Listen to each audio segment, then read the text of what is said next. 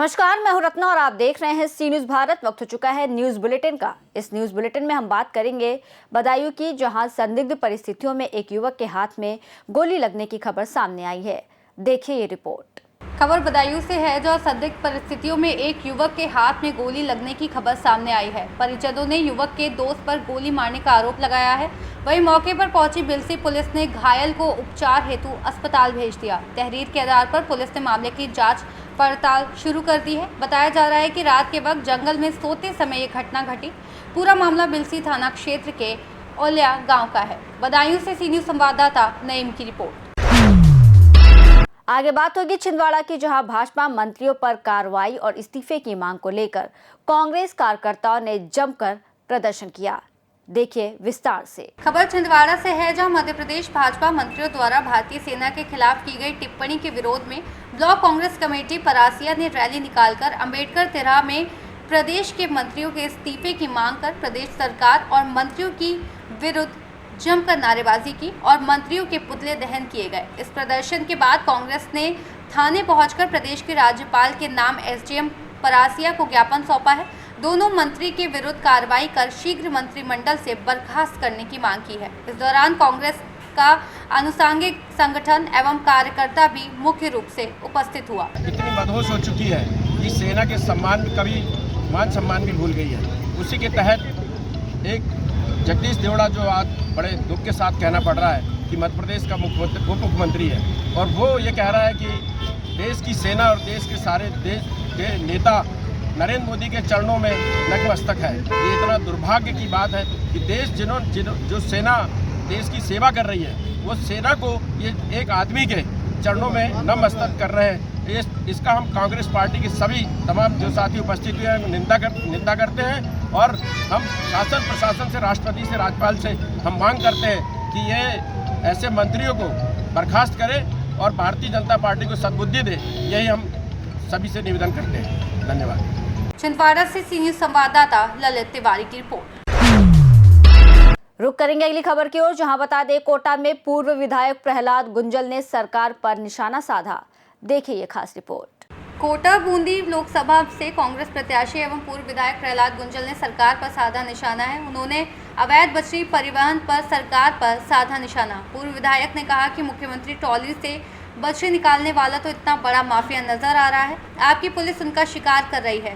कल सवाई माधोपुर में हुआ, कुछ दिन पहले धौलपुर में हुआ था। पूर्व विधायक ने सवाल पूछते हुए कहा कि जरा ये भी बताइए कि करोड़ी लाल ने आपको चिट्ठी लिखी थी कि 8 से 10 करोड़ की रोजगार के नाम पर बछड़ी बेची जाती है। बछड़ी माफिया पर आपकी सरकार उसके खिलाफ क्यों कार्रवाई नहीं कर रही है? आदरणीय मुख्यमंत्री जी, परसों रात्रि को सवाई माधोपुर में फिर एक व्यक्ति आपकी पुलिस का शिकार हो गया है। कहा जा रहा है बजरी माफिया था, ट्रोली से बजरी बेच रहा था, जैसे सारी नदी भर के ला रहा था। चंद दिनों पहले धौलपुर में भी आपकी पुलिस ने ऐसा ही एक बहादुरी का काम किया कि एक ट्रोली वाले को बजरी माफिया कहकर मार दिया। मैं और राजस्थान केवल इतना जानना चाह रहे हैं कि अपना घर दुकान बनाने के लिए ट्रोली से लाने वाले, या कोई बेचर भी रहा हो अपने परिवार को पालने के लिए, वो तो आपको बहुत बड़ा बजरी माफिया नजर आ रहा है, और आप उसको पुलिस से इस लेवल तक प्रताड़ित कराओ कि वो मर जाए। आपके कैबिनेट मंत्री ने आपको एक चिट्ठी लिखी है कि गाद निकालने के नाम पर 8 से 10 करोड़ रुपए की बजरी माफिया बेच रहा है। जरा आप और आपकी पुलिस उसके खिलाफ क्या काम कर रही है? मेरी तो जानकारी में आया है कि ये सब 8 से 10 करोड़ रुपए रोज की बजरी बेचने वाले उस माफिया के व्यवसाय में छोटी छोटी बाधाएं नहीं बने, इसके लिए सारी सरकार, सारी पुलिस पलक पावड़े बिछाकर सेवा में लगी रहती है, सड़कों पर चेक पोस्ट लगा के। जरा राजस्थान को जवाब दीजिए। ट्रॉली वाला बजरी माफिया, उसको तो आपकी पुलिस पकड़ ले, वो अफरा तफरी में मरे या सरिया मारकर उसको मार दिया जाए, धौलपुर हो, माधोपुर हो। और टोंक से जो 8-10 करोड़ की बजरी निकल रही है गाद के नाम पर, क्या कर रहे हैं आप? कौन जिम्मेदार है उसके लिए? और मैं नहीं कह रहा हूं, आपके कैबिनेट मंत्री ने कहा है, जरा राजस्थान को इसका जवाब दीजिए। कोटा से सी न्यूज संवाददाता सुरेश कुमार पटेरिया की रिपोर्ट। बुलेटिन के अंत में बात करेंगे सहारनपुर की, जहां प्रतिदिन जमीन खरीद फरोख्त में धोखाधड़ी के मामले सामने आ रहे हैं। देखिए ये रिपोर्ट। सहारनपुर में प्रतिदिन जमीन खरीद फरोख्त में धोखाधड़ी के मामले सामने आ रहे हैं, जहां ताज़ा मामला दाब की जुनारदार निवासी शोएब का है, जिसने एक प्लॉट के पूरे पैसे भी दे दिए, लेकिन शोएब को ना प्लॉट मिल रहा है ना पैसे उसे मिल रही है, तो सिर्फ झूठे मुकदमों में फंसाने या जान से मारने की धमकी।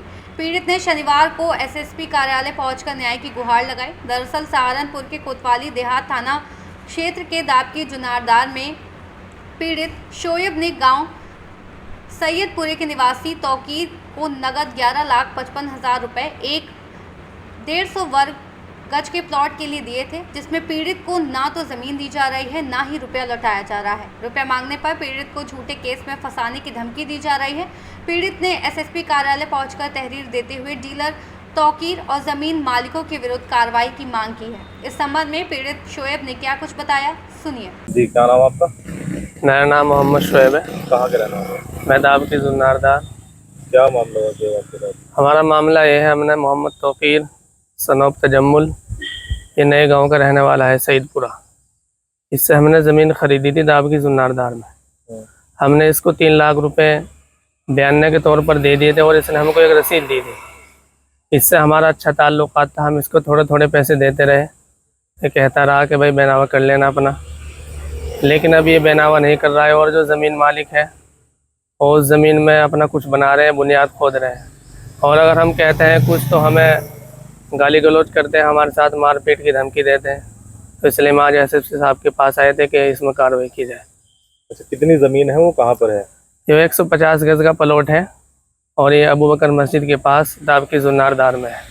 अच्छा, ज़मीन मालिक कौन है वो जो लोग आपके साथ? ज़मीन मालिक ये ज़हीर, बरकत और मुर्तज़ा, ये इसके लड़के हैं आलमगीर, जहांगीर, इनकी ज़मीन है। तो आज उच्च अधिकारी साहब मिले हैं, क्या उन्होंने कहा? जी, हमें भरोसा दिया है कि इसमें कार्रवाई की जाएगी जल्दी से जल्दी। आप क्या चाहते हैं?